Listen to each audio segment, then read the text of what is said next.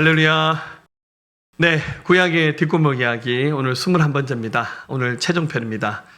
마음 같아서는 더 하고 싶지만 오늘 이 주제 설교 마지막으로 함께 나누려고 합니다. 말씀의 제목은 스가랴 성령의 능력으로 역사를 쓰다.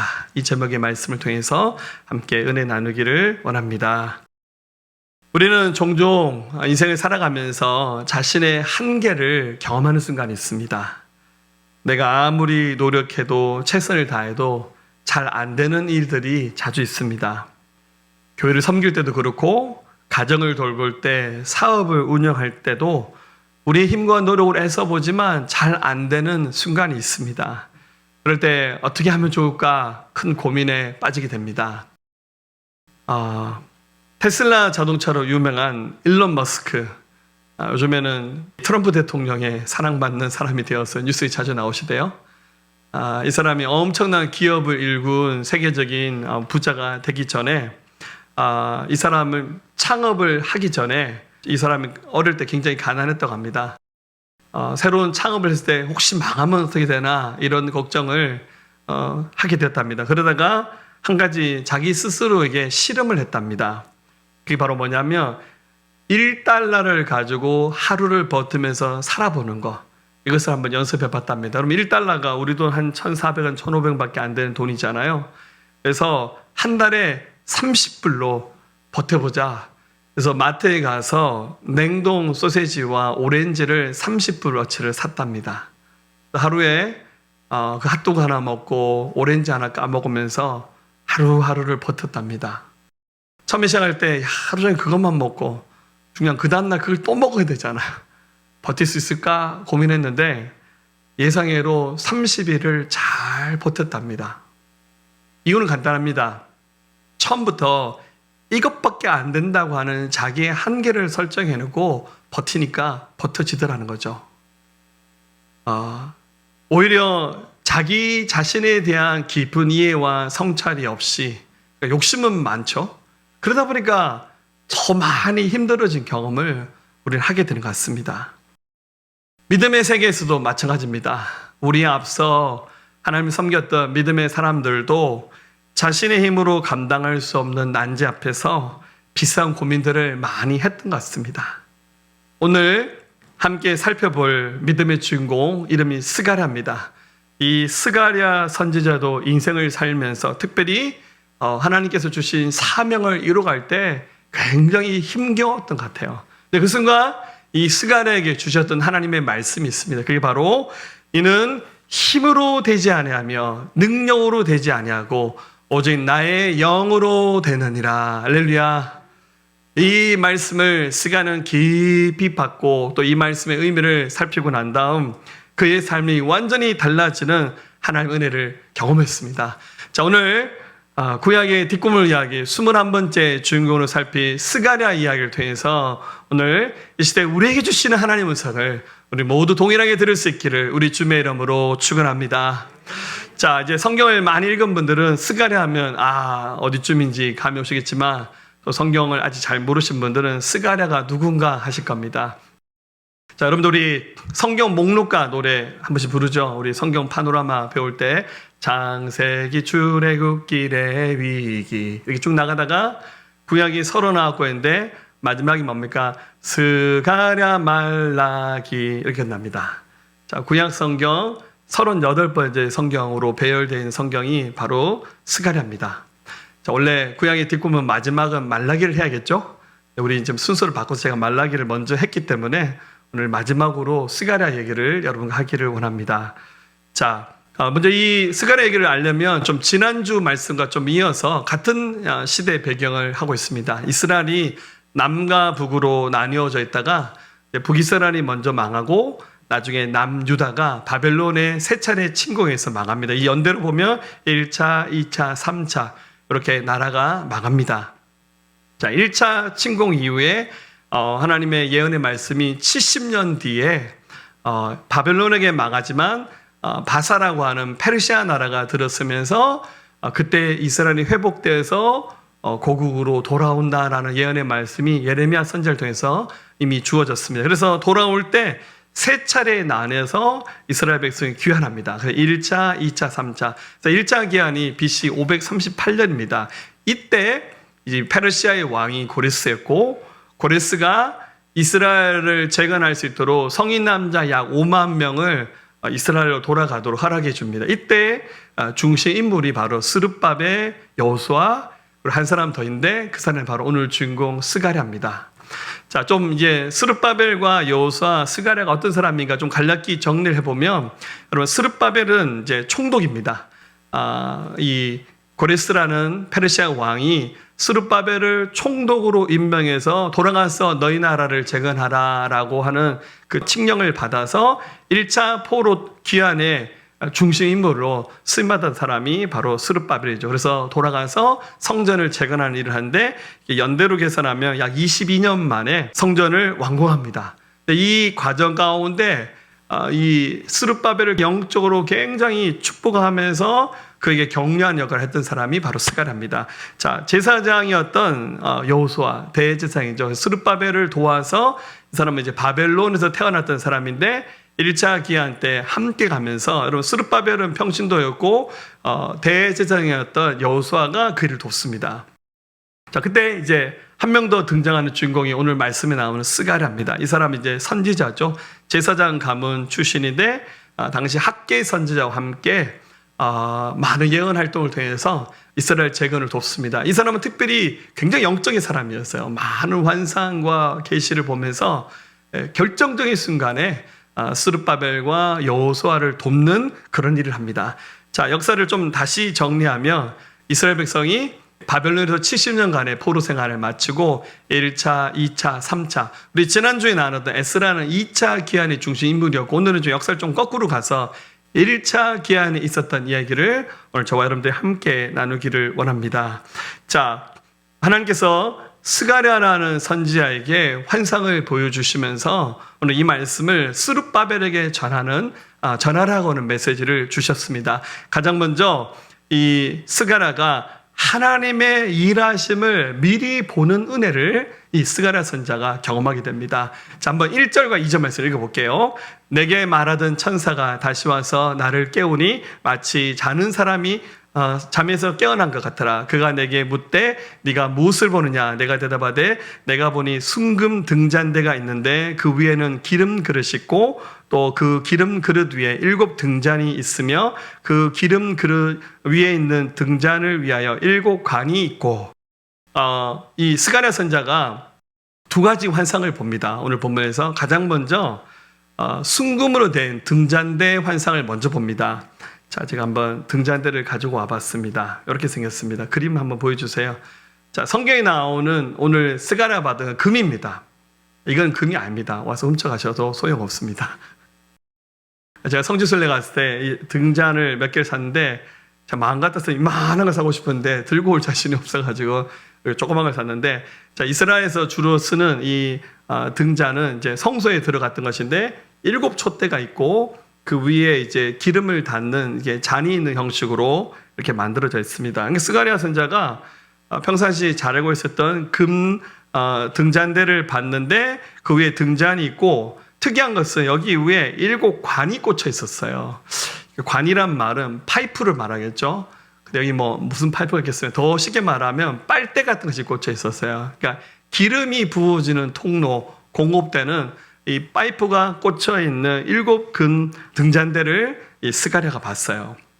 자, 이것은 이제 순금으로 만들어진 등잔대인데 단순한 빛의 역할을 넘어서 하나님의 영광과 인도하심을 상징하는 것입니다. 그래서 성소에 들어가면, 성소는 겹겹이 된 이제 그 가죽으로 덮여 있는데 그 안에는 창이 없어요.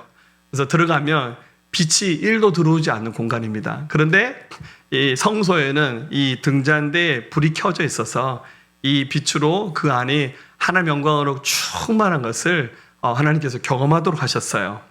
자, 그래서 요한계시록 4장 5절, 보좌로부터 번개와 음성과 우레소리가 나고 보좌 앞에 켠 등불 7이 있으니 이는 하나님의 7영이라. 오늘 성경 퀴즈 때 4장 5절은 안 나옵니다. 할렐루야. 네, 그러니까 이제 이 등잔대에 켜져 있는 등불은 하나님의 성령을 상징하고 하나님의 영광이 이 가운데 충만하다는 것을 보여주시는 겁니다. 자, 여러분 어떤 느낌이 들었겠습니까? 지금 성전을 재건하는 일을 하는데 이 일이 좀 지지부진하고 굉장히 어려웠어요. 그런데 이 일 가운데 하나님의 성령께서 함께 하시는구나. 스가 이것을 확인했고요. 두 번째 봤던 환상은 두 감람나무에 관한 환상입니다. 우리 3절, 4절 읽어볼게요. 그 등잔대 곁에 두 감람나무가 있는데 하나는 그 기름 그릇 오른쪽에 있고 하나는 그 왼쪽에 있나이다 하고 내게 말하는 천사에게 물으리되 내 주여 이것들이 무엇이니까 하니. 자, 이번에 받는 환상은 나무가 두 그루 있는데 감람나무, 우리가 잘 아는 올리브 나무입니다.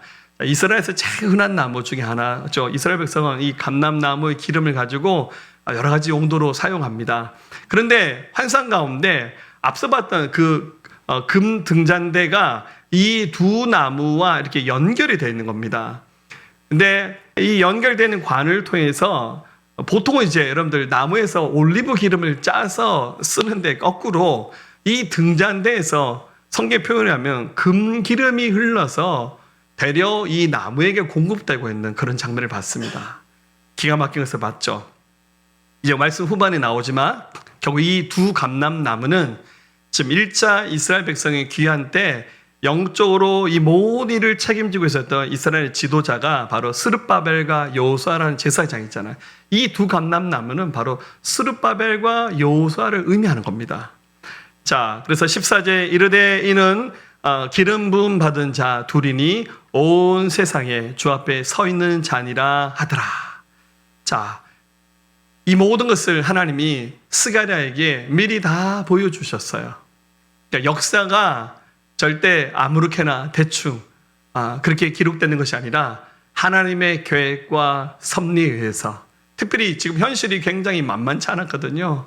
하나님께서 스가랴를 굉장히 위로하시고 격려하시면서 앞으로 되어질 일들에 대해서 하나님 미리 이 스가랴 선자에게 보여주신 겁니다. 사랑하는 여러분, 믿음 생활을 어떻게 하는 것이 가장 좋겠습니까? 여러분, 우리가 살아가는 세상, 우리가 하나님 말씀 읽고 기도하면서 주의 음성을 들으면서 우리는 하나님의 일하심을 봐야 되고 하나님의 섭리와 계획과 뜻이 뭔지를 읽을 수 있어야 됩니다. 여러분, 우리가 아무런 고난이 없이 흔히 말하기를 꽃길을 걷듯이 우리 인생을 그렇게 살면 얼마나 좋겠습니까? 그런데 하나님이 사랑하시는 주의 백성들도 고난의 길을 걷게 하시고 쓴잔을 마시게 하시잖아요. 이 모든 역사를 주관하시는 하나님의 높고 위대하신 뜻과 섭리가 뭔지를 우리 살펴볼 수 있어야 됩니다. 우리 들어야 됩니다. 깨달아야 됩니다. 할렐루야. 우리 스가랴 선자가 경험했던 이런 하나님의 일하심을 미리 경험할 수 있었던 이 은혜를 저와 여러분들이 동일하게 경험할 수 있기를 주의 이름으로 축원합니다. 세계 2차 대전 때 이제 일본이 패망할 때 1945년 8월 6일에 미군이 일본의 병참 기지 역할을 했던 히로시마에 원자폭탄을 투하했습니다. 그 폭탄의 이름이 리틀 보이였다고 합니다. 이 폭탄이 떨어질 때 어마어마한 재난이 일어날 수밖에 없잖아요. 미국이 양심이 있어 그런지 폭탄이 떨어지기 전에 이미 경고장을 전단지를 만들어서 그 찌라시를 비행기를 타고 쭉 일본 전국에 뿌렸습니다. 내용은 히로시마에 살고 있는 사람들은 20km 이상 떨어진 것을 속히 대피하라. 액면 그대로잖아요. 여러분들 큰 재난이 일어날 테니까 멀리 대피하십시오. 근데 이 전단지를 읽었던 대부분 사람들이 이 말을 농담처럼 생각했고 이거 우리를 흔들으려는 교란 전술이다라고 생각하면서 그 경고의 말을 귀 기울여 듣지 않았습니다. 근데 정말 히로시마 상공에 원자폭탄이 떨어졌는데 무게 60kg짜리 폭탄 하나가 떨어졌는데 떨어지는 순간 섬광과 버섯구름이 일어나면서요 생지옥을 이들이 경험했습니다. 그 자리에서 목숨을 잃어버렸던 사람이 당시 기록에 의하면 8만 명, 부상을 당한 사람이 7만 명, 5년 뒤에 원폭 후유증으로 죽었던 사람들과 합치면 적어도 20만 명 넘는 사람이 이 폭탄 하나에 목숨을 잃었습니다. 미리 경고하고 말하는데 사람들이 못 듣는 거예요. 사랑하는 여러분, 하나님 지금도 말씀하고 있습니다. 근데 우리가 너무 세상을 향한 것들에 우리의 마음이 쏟아져 있다 보니, 우리의 관심이 세상에 가 있다 보니 하나님 음성을 못 들어요. 그래 스가랴가 하나님 음성을 들었지 않습니까? 아모스 선지자에게도 이런 말씀하셨습니다. 아모스 3장 7절 주 여호와께서는 자기의 비밀을 그종 선지자들에게 보이지 아니하시고는 결코 행하심이 없으시라. 아모스에게도 말하시고 오늘 말씀해 주신 스가랴에게도 말씀하셨던 하나님의 이 음성을 우리 자리는 우리 모두가 동일하게 듣고 우리 인생을 향한 하나님의 높고 위대하신 섭리와 계획을 깨달아 알아가시는 저와 여러분 되시기를 주의 이름으로 축원합니다. 두 번째로 스가랴 선지자는 이 주의 말씀을 들으면서 자신의 한계를 분명히 받고 이 한계를 뛰어넘는 하나님의 능력에 대해서 그가 보기 시작했습니다. 자, 이 두 가지 환상을 보고 스가랴 선지자에게 천사가 묻습니다. 4절 5절 내게 말하는 천사에게 물으되 내 주여 이것들이 무엇이니까 하니 내게 말하는 천사가 대답하여 이르되 네가 이것들이 무엇인지 알지 못하느냐 하므로 내가 대답하되 내 주여 내가 알지 못하다이다 하니. 자, 이 환상의 의미가 뭔지 알지 못하느냐, 스가랴가 잘 모르겠는데요.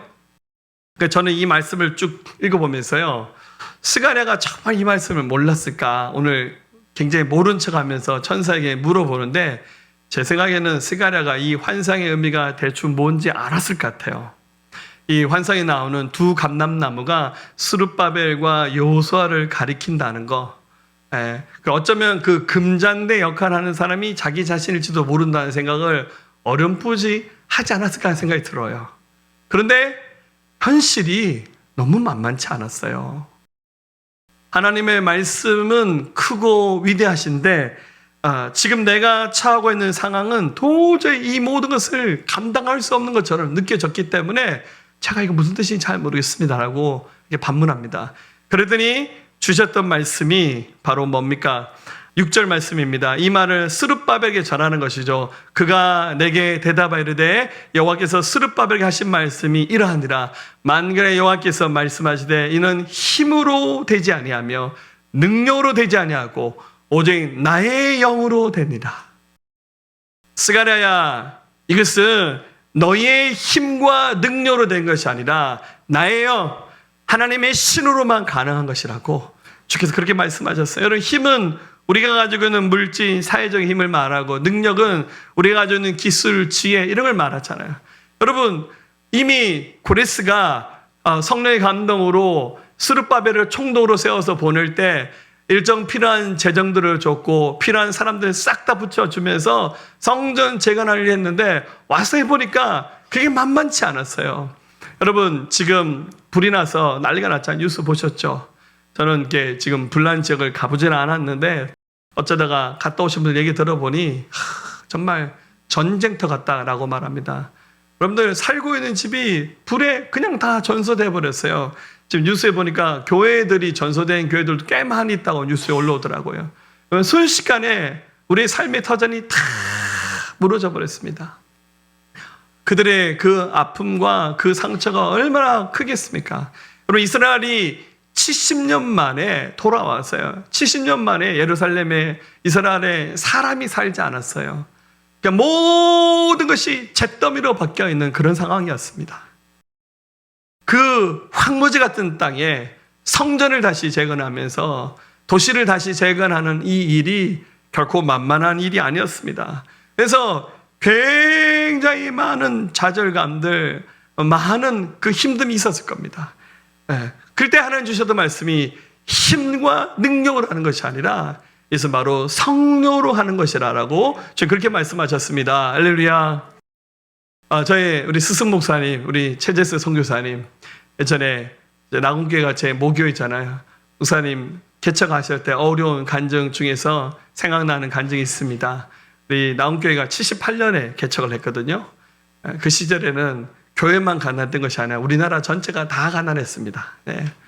목사님 어렵게 땅을 매입하셔서 교회 건축할 때 목사님 말에 의하면 교회 성도 중에서 집 있는 사람이 한 명도 없었대요. 한 명인가 집 있고 남보다 전부 다 새빵살이 하셨대요. 그러니까 누가 건축원금 하면서 성전 짓겠습니까? 목사님 어느 날 그랬대요. 여러분 가끔씩 화장실 가면 이렇게 스티커 붙어 있잖아요. 뭐 신장 매매 이런 거 있잖아. 목사님 전화했대요. 나 신장 하나 팔 테니까 그거 하나 팔아서 달라고. 그랬더니 무슨 소리 하냐고 안 된다고 병원에서 안 받아주더래요. 근데 어느 날 꿈을 꾸셨는데 이렇게 성도들이 벽돌 한 장 한 장 나와서 건물을 짓잖아요. 그런데 이 벽돌을 지을 때 칼을 가지고 와서 자기 살을 잘라서 살점을 이렇게 쌓아서 그렇게 해서 벽돌을 쌓듯이 해서 성전을 짓는 그런 장면 하나님께 보여주셨대요. 이 성전이 그냥 지어진 것이 아니라 좀 많은 사람들의 희생과 헌신으로 지어진다는 것을 보여주신 거죠. 우리 목사님 그래서 그 건물에 대한 애착이 굉장히 크시더라고요. 여러분, 우리의 힘과 능력을 하는 것이 아니라 성령께서 하신다는 거예요. 스가랴가 자기가 선지자로 지금 스룹바벨과 여호수아를 격려해서 이 일을 해야 되는데 우리를 둘러싸인 환경은 안으로 밖으로 만만한 것이 하나도 없었어요. 근데 주님 말씀이 너의 힘이 아니고 너의 능력이 아니라 나의 영으로 이것을 가능케 하신다고 주님 그렇게 말씀하신 겁니다. 여러분 신약에 와서 사도 바울도 고백합니다. 빌립보서 4장 13절 내게 능력 주신 자에서 내가 모든 것을 할 수 있느니라. 할렐루야. 여러분 어려운 환경 앞에서 못한다, 불가능한다, 할 수 없다. 여러분 그런 믿음 없는 말 하지 마시고 하나님 은혜로 하나님의 성령의 감동으로 여러분 충만하시기를 주의 이름으로 축원합니다. 자, 그래서 스가랴가 선포합니다. 7절에 한번 읽어볼까요? 큰 산아 내가 무엇이냐? 내가 스룹바벨 앞에서 평지가 되리라. 그가 머릿돌을 내놓을 때 무리가 외치기를 은총이 그에게 있을지어다 하리라 하셨고, 자, 그래서 외칩니다. 이 큰 장애물, 스룹바벨 앞에 이 장애물을 너희는 평지가 될지어다. 벽돌 하나하나 놓는 것이 은혜로다, 은혜로다. 그에게 은혜가 있도다 라고 외치면서 결국 성전 재건의 역사가 계속 이어집니다. 여러분 신약에 와서 예수님이 마태복음 17장 20절에서도 이렇게 말씀하셨습니다. 이르시되 너희 믿음이 작은 까닭이니라. 진실로 너에게 이르노니 만일 너에게 믿음이 겨자씨 하나만큼만 있어도 이 산을 명하여 여기서 저기로 옮겨지라면 옮겨질 것이요 또 너희가 못할 것이 없으리로다. 할렐루야. 너에게 겨자씨만한 믿음만 있어도 우리 앞에 있는 큰 산도 옮길 수 있는 하나님 역사가 나타난다는 거예요. 근데 우리에게 그 겨자씨만한 믿음이 없다는 거예요. 더 정확히 말하면 우리가 너무 똑똑해요. 아는 게 너무 많아요. 계산을 너무 잘해요. 그러니까 하나님이 일하시려는 순간 우리의 생각, 경험들이 자꾸 올라와서 하나님이 일을 하려고 하는 순간 자꾸 인본주의가 올라와서 하나님을 가로막는 거잖아요. 여러분 하나님 일하심 앞에 여러분들 교만하지 않고 우리 생각, 우리 경험 내려놓고 하나님의 지혜 앞에 하나님의 성령 앞에 굴복하시기를 주의 이름으로 축원합니다. 여러분 중국의 고사성어 중에 우공이산이란 말이 있습니다. 이게 어리석을 우자인데 우공이란 말, 어리석은 노인이란 말인데 성이 우십니다. 그러니까 어리석은 노인이 산을 옮긴다 그런 말입니다. 이게 중국의 열자의 탕문편에 나온 고사에서 유래한 말인데요. 우공이라 불렸던 한 노인이 있었는데 자기 집 앞에 큰 산이 2개가 있었대요. 이 산 때문에 뭐 햇빛도 안 들고 좀 불편했나 봐요. 그래서 이 우공 할아버지가 집 식구들을 모아놓고 자 우리는 저 산을 없애야 돼. 자 우리 지금부터 저 산을 옮기자. 그래서 이 노인이 집 식구를 다 출동시켜서 삽 들고 호미 들고 와서 이 산을 이게 깎아내립니다. 그래서 흙과 돌을 나르는데 이를 지켜봤던 사람들이 아이고 저 미쳤구나 말도 안 되는 일을 한다면서 비웃었는데 나중에 이 우공의 끈질긴 노력을 보고 하늘의 신이 감동해서 신이 그 산을 옮겨줬다는 거예요. 아, 이 우공이산은 마태복음 17장에서 나온 말씀 같아요. 할렐루야. 중국에 예수 믿는 사람이 이런 사자성을 만들지 않았을까? 예, 어리석게 보이죠? 그 여러분도 호미질에서 어떻게 산을 옮깁니까? 그런데 믿음으로 하면 하나님이 역사하시면 겨자씨만한 믿음만 있어도 산을 옮길 수 있다는 거예요. 우리가 그리하지 못하고 자꾸만 세상적인 것 앞에서 좌절하고 흔들리지 않습니까? 우리가 해야 될 것이 뭡니까? 결국 스가랴가 경험했던 세 번째 안에는 하나님의 성령의 기름 부심을 경험하면서 그의 삶에 날마다 하나님 은혜가 지속되기를 경험한 겁니다. 스가랴가 용기를 얻습니다. 11절 14절 내가 그에게 물으되 등잔대 좌우에 두 감람나무는 무슨 뜻이니까 하고 다시 그에게 물어 이르되 금기름이 흘러가는 두 금관 옆에 있는 이 두 감람나무 두 가지는 무슨 뜻이니까 하니 그가 내게 대답하이르되 내가 이것이 무엇인지 알지 못하느냐 하는지라 내가 대답하되 내 주여 알지 못하나이다 하니 이르시되 이르되 이는 기름 부음을 받은 자 둘이니 온 세상에 주 앞에 서 있는 자니라 하더라.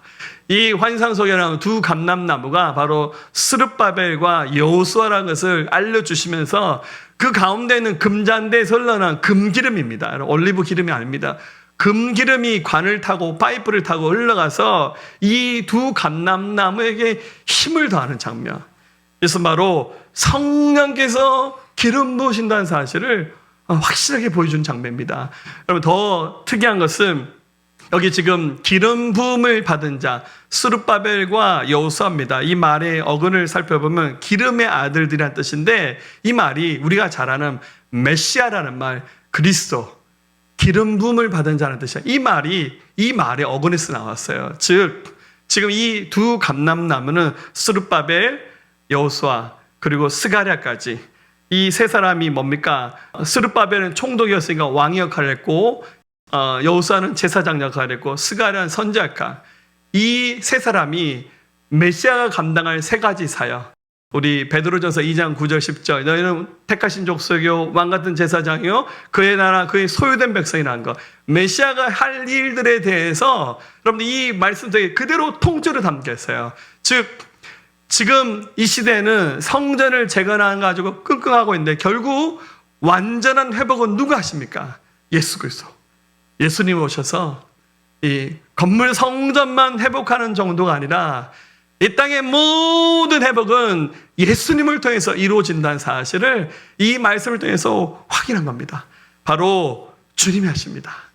그러므로 스가랴가 구해야 될 것은 뭡니까? 바로 하나님으로부터 오는 성령의 충만함을 구해야 됩니다. 모든 일은 우리의 힘으로 하는 것이 아니라 하나님의 능력으로 하는 겁니다. 모든 사역에 꼭 필요한 것. 교회를 세우고 우리 가정을 세우고 여러분의 모든 하나님의 부르심을 이루어가는 그 중심에는 바로 성령의 충만함이 있어야 됩니다. 그래서 신약에 와서 사도행전 1장 8절에서 예수님의 죽음과 부활 이후에 교회가 세워지고 복음이 전할 때 주셨던 말씀이 바로 이 말씀 우리 같이 읽겠습니다. 오직 성령이 너에게 임하시며 너희가 권능을 받고 예루살렘과 온 유대와 사마리아 땅 끝까지 이르러 내 증인이 되리라 하시니라. 아멘. 예수 그리스도의 증인으로 살아갈 수 있는 비결은 바로 하나님의 성령의 기름 부음의 충만함을 받을 때 우리 힘이 아닙니다. 내 힘, 내 능력이 아니라 주님이 그것을 하십니다. 이 자리에 모든 분들 다 성령의 충만함을 받으시기를 주님의 이름으로 축원합니다. 사랑하는 여러분, 우리 지금까지 21번에 걸쳐서 구약의 뒷골목 이야기, 우리 크게 21명의 구약이 나오는 중공 이야기를 살폈습니다.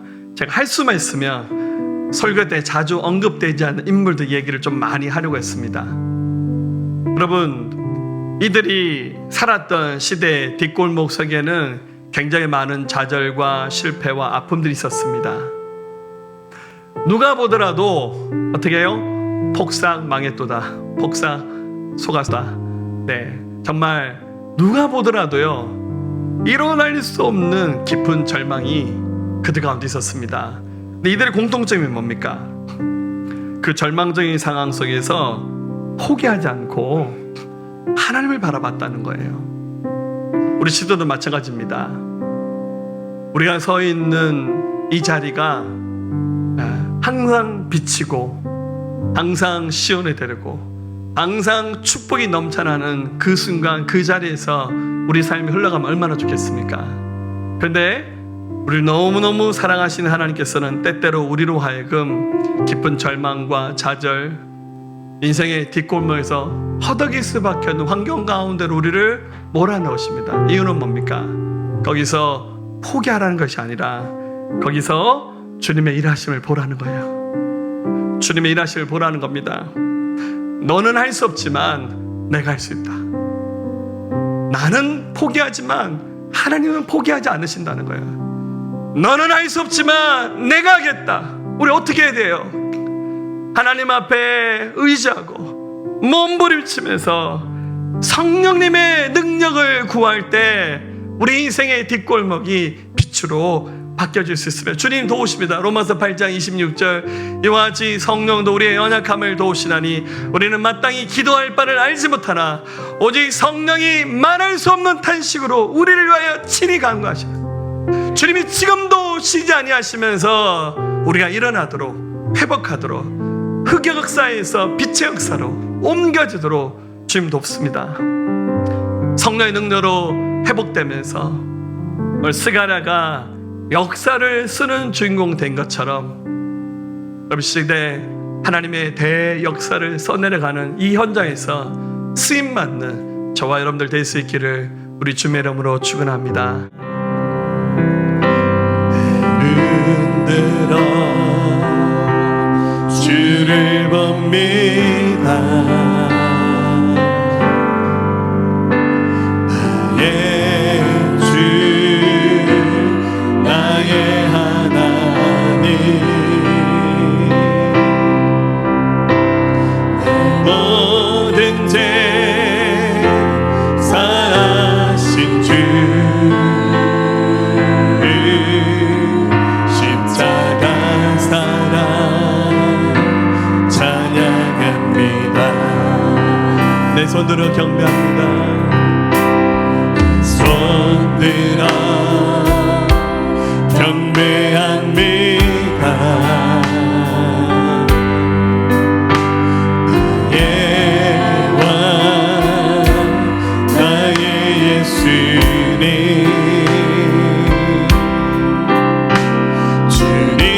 주님만 간절히 원해 주 영광으로 하늘을 여소서 하늘을 여소서 주목에 하소서 성령의 불이 내소서 갈망이 주 앞에 엎드려 경배해 다시 오시려 왕의 왕 예수. 자 우리 손을 두고 다시 고백할까요? 내 눈 들어 주를 보게 하소서. 눈 들어 주를 봅니다. 나의 주 나의 하나님 내 모든 죄 사하신 주 십자가 사랑 찬양합니다. 내 손들어 주를 경배합니다. 손들어 경배합니다. 나의 왕 나의 예수님 주님만 간절히 주님만 간절히 원해 주 영광으로 임하소서. 아멘. 하늘 여소서 하늘을 여소서 주목에 하소서 성령의 빛내 내소서 열방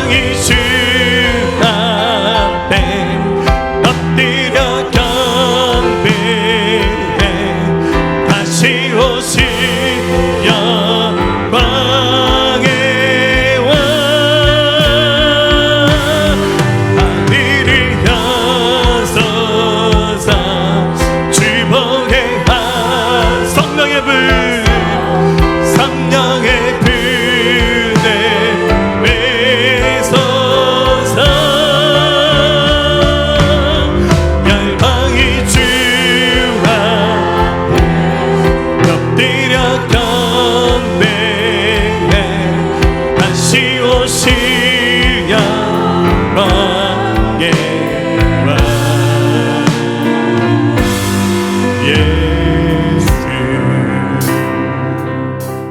이젠 우리 주 예수 그리스도의 은혜와 독생자 아낌없이 내어주시 하나님 아버지의 만극하시고 무한하시 사랑하심과 성령님의 감화 감동 내주 역사 충만 교통하심이 오늘 예배한 사랑하는 성도들의 모든 심령 가운데 이들 가정과 일터와 나라 민족과 모든 열방 가운데 지금부터 영원토록 함께 하옵시기를 간절히 축원하옵나이다.